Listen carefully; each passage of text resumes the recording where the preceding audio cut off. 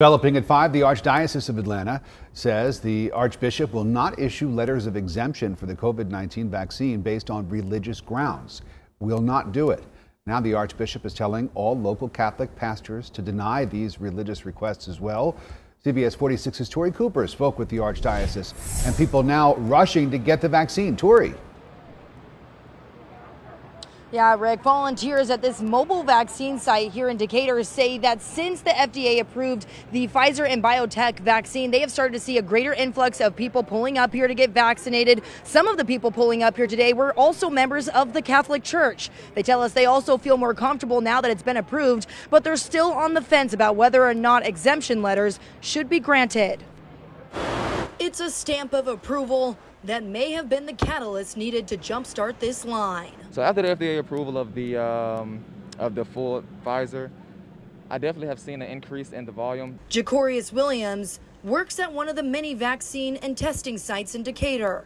He says the number of people looking to get a shot has almost doubled following the Food and Drug Administration's approval of the Pfizer vaccine. 30 to 35 patients on average before the approval, and after the approval, we're looking at about anywhere between 45 and 50. Now that the FDA is approved, there's no reservation at all. I mean, it's the same as any other vaccine that you would guess. Despite growing lines at vaccine sites, the latest data from the Department of Public Health shows only 43% of the state is fully vaccinated.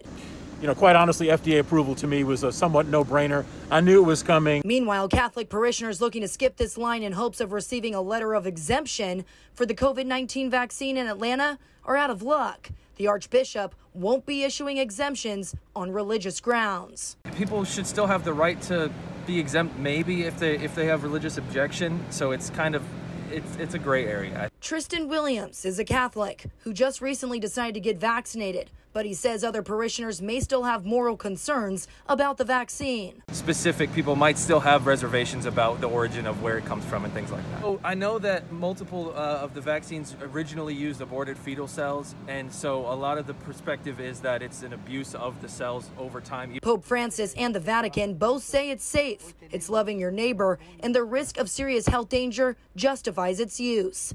Pastors will now deny these requests and encourage those opposed to pray about it. If it's approved by the Archdiocese, it's also kind of a good thing.